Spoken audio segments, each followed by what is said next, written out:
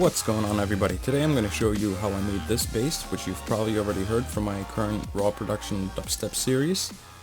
RAW Dubstep Production series, it's probably one of the simplest basses in that track so far, but it's also one of my favorites, so I just wanted to share in a separate video how exactly I made that bass. Here it is. So a link to that playlist can be found in an annotation right over here on the top left of the screen. There. So I'm going to go ahead and initialize the patch and start recreating it.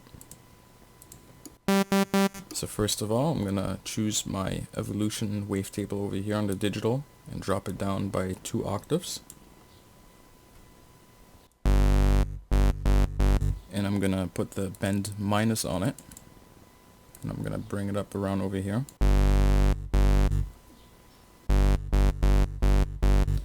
And I'm just gonna draw out on my second LFO. I'm just gonna draw out something like this.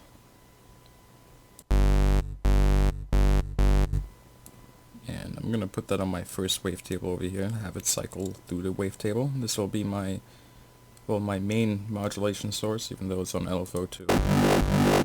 I'm gonna re-trigger it as well.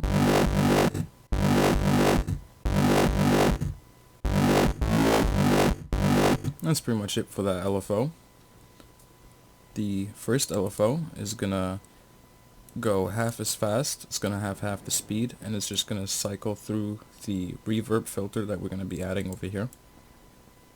So on the miscellaneous you can find that reverb filter. I'm just gonna put it on and make sure that it's bipolar, so that it's going both ways.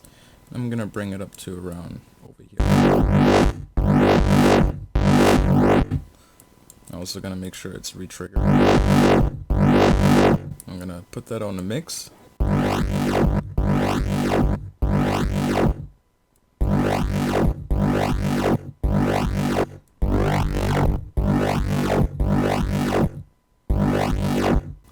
So I'm going to make sure it sounds about right to me. So I wanted to have that weird flangey sucking effect from the reverb filter. So under my effects tab I'm going to put on a little bit of hyper and dimension expansion here. Give the sound a little bit of depth, a little bit of width, a little bit of distortion. Nothing too crazy in that regard. A little bit of phasing could do. It's not necessary. Bit of the phaser, definitely take the rate down on that. Try to find a cool position for the frequency while the depth. Only gonna mix that in about 67%. I'm gonna use the compressor on the multiband mode. That's gonna tame the sound, so if before it was peaking out and after putting on the multiband compressor it's not peaking out anymore, then you have tamed the sound. You've taken away some of that dynamic range and therefore can get a little bit of gain out of your sound. You can pretty much bring it up without it peaking out right away, flatten out the overall sound a little bit. So now it can take a little bit more volume. Sounds much more in your face like that. So what I did as well is I just boosted some of the high end, because in the other patch before it was initialized it was missing a little bit of high end, and it's kind of hard to get every single setting to sound exactly or be at exactly the same place as in the other patch, so it's going to be a little bit different.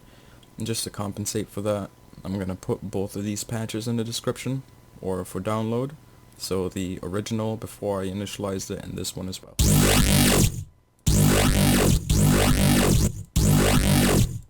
So that's pretty much it for the patch. What I also did is, what you can do is go to processing, or process, I don't know what the hell's wrong with me today, and remove the fundamental, so when you add a sub it's not going to interfere, because this wavetable is pretty bassy, pretty subby. So now you can also modulate the sub and have a nice clean bottom end. So there won't really be a need for a separate sub unless you do a whole bunch of post-processing and we want to keep it clean without a sub. But that's pretty much the gist of that sound. So Yeah, pretty simple, but one of my favorites in that track so far, just because of that reverb filter and the combination between that and this wavetable, in my opinion, sounds pretty cool. I hope you enjoyed this video. Links to the presets can be found in the description, and as always, I hope you guys have a good one.